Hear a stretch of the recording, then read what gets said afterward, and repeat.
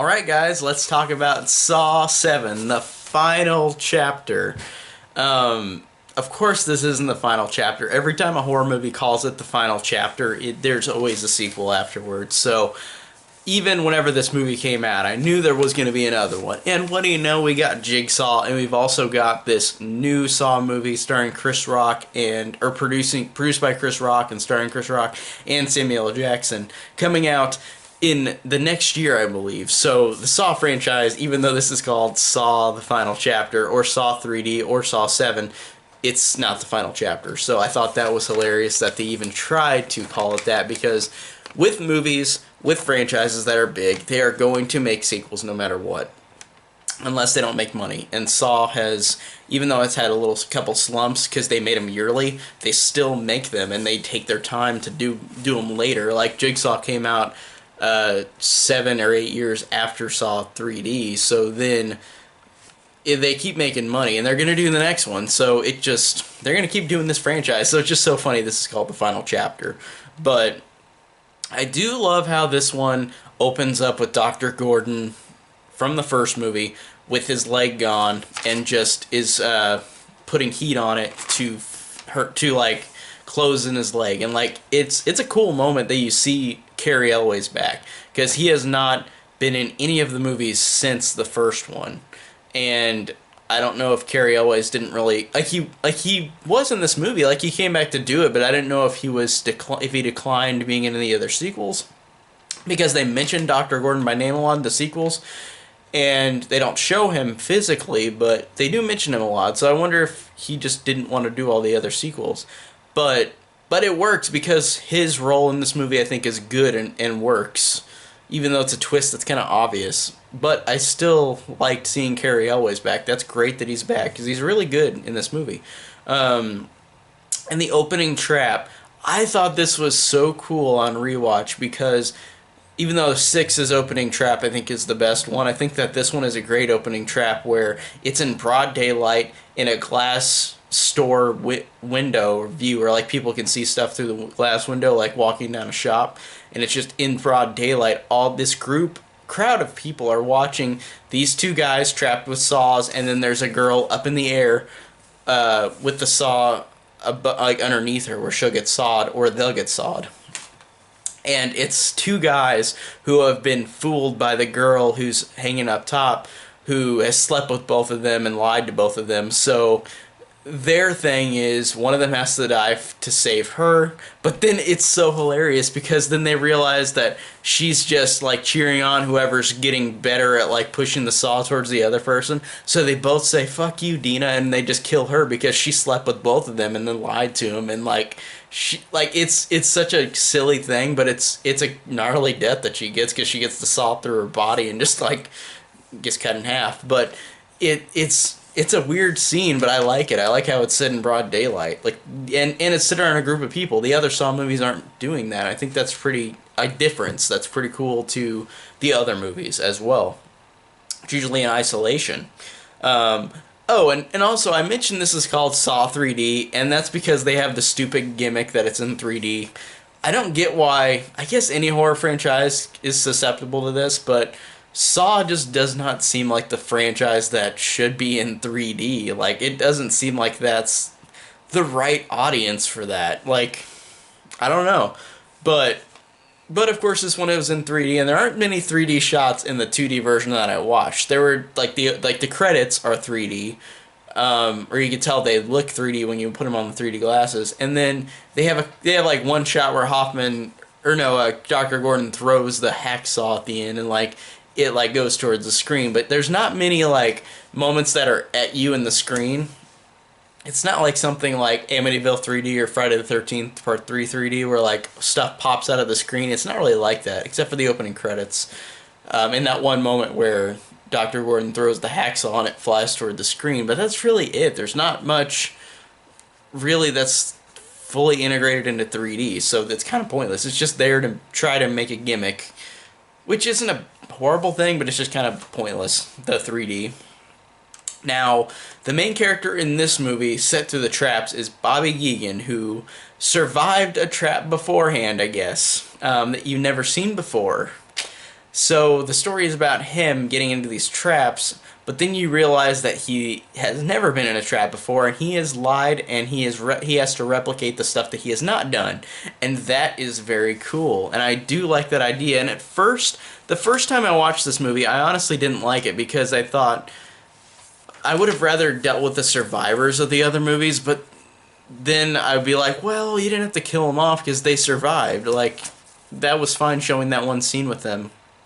So, the first time I watched this movie, I was kind of annoyed. I didn't really like the Bobby character, but this time I liked it more than I did the last couple times I've seen it. And Jill's back, of course, and Hoffman's back, of course. And there is a great death scene with Jill at the beginning of the movie where this, I forgot what this, it's like this spike thing that runs at her, like where she's tied up, and like it gets her, it kills her, and then it's a fucking dream. And I hated that because that was like, I haven't seen this movie in a long time, so I was like, oh no, she actually died here? Nope, it's a stupid ass dream sequence that is there just to show more gore, but it's pointless because it didn't actually happen, and Jill had the nightmare. I get what you're trying to do because Jill is so scared that Hoffman's coming after her because Hoffman escaped, but still, it's just kind of a cheap way to have a kill. It's pretty cheap. Now there's this ridiculous trap from a character who is played by Chester Bennington from Linkin Park, and R.I.P. Chester still. And he is glued to a car seat, and of course he does everything wrong and fails to save everyone because he's glued to a car seat. The tires go off, the girl underneath gets her head bashed and just destroyed and ran over, and then like the car starts driving and the guy behind him was hooked on his jaw and his arms, his limbs fly off, his jaw flies out. It is fucking ridiculous, and it cracks me up that it's so ridiculously over the top, and I'm just sitting there like, oh my god, like this, like it's insanely ridiculous. And I do like that these movies are ridiculous in their convolutedness and also some of their kills, and this one had an insane kill with that moment. Now, speaking of the characters who survived from the other Saw movies and other ones you never seen before, I did like that scene with Bobby and the self-help Jigsaw survivor group. I thought that was a good scene because I liked those characters back. That girl from 6 who got she cut her arm off to survive. I like how she's telling everybody, like, what does this even mean that I have to survive? I cut my hand off. What did this change?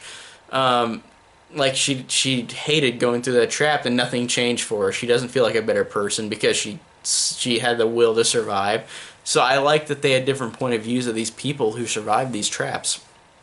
And I liked how Bobby's there and he's talking about his situation with the traps, even though of course he's never been in one yet.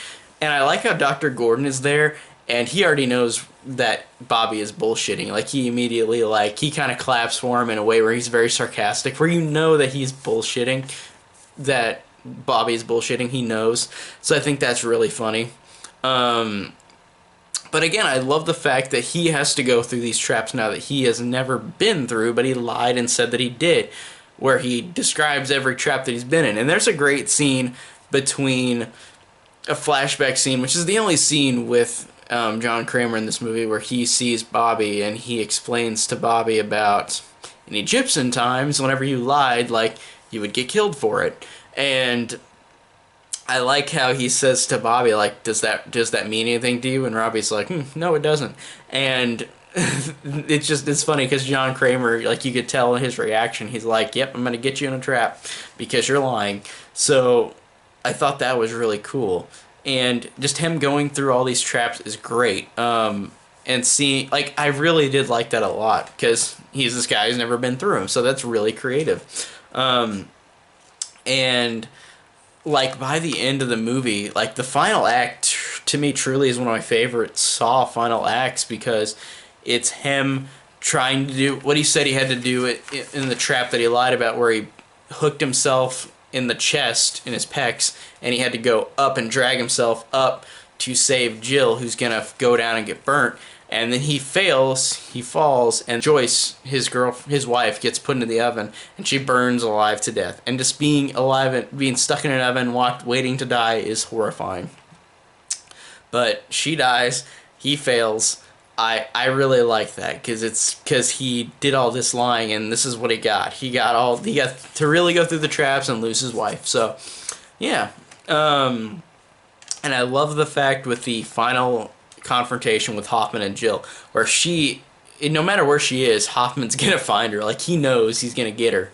Um, and what he does, and it's so sad because I really like Jill as a character. He puts the reverse bear trap on Jill like she tried to do him in the last movie, but he escaped. This time Jill, he tied her up, he put the reverse bear trap on her, and you see, I think for the first time, the bear trap go off on a person, and then it just like opens up like this, and then her mouth like flies out and gets ripped off. Like it is so horrifying and sad that Jill went out that way.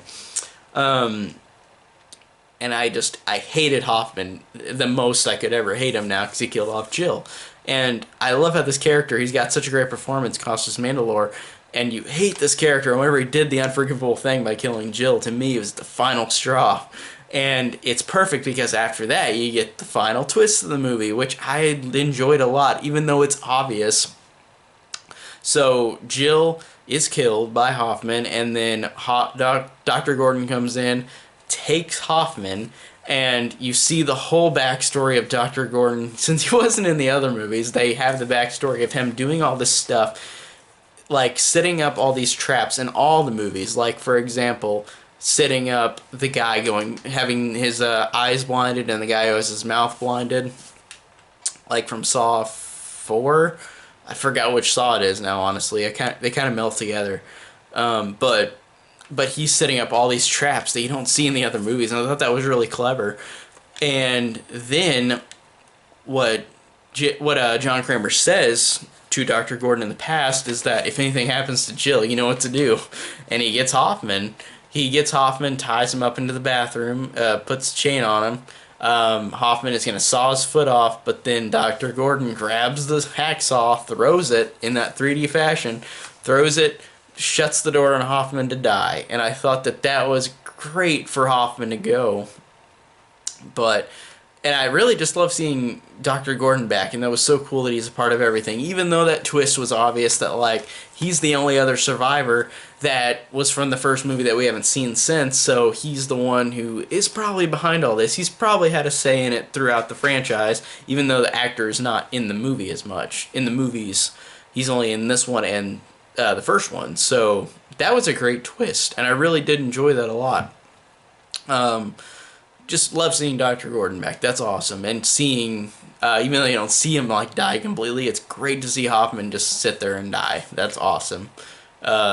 So I really, really love the final act of this movie, even though the rest I really did like as well. And I liked it so much more than I did the last time. The last time I saw this movie, it was my least favorite of the Saw movies. And it's weird because this and Saw 3, which I don't like anymore, I liked way more, and now it's the opposite. Saw 3 and Saw 7 were reversed for me now, where I really like 7 and I really don't like 3 now. So, man, this was a fun franchise to do, even though we still got Jigsaw, but the first 7 movies feel complete whenever this is over. But yeah, I really did enjoy Saw the Final Chapter on rewatch. It was really fun and really, really entertaining, and I really love the final act. I really love bringing characters back. I really love that twist with Dr. Gordon throughout the rest of the movies being there. Great ending to the films, even though we get Jigsaw, which is I like Jigsaw fine, but I think that this is a great ending. So that is my review on Saw 3D. And tell me down below what you think of this movie. If you like it or dislike it, I want to know what you guys think. And if you like this video, check my links down below in the description for Twitter, Patreon, Letterboxd, my Facebook page, and my Facebook group, Horror Enthusiast 101. And thank you guys so much for watching.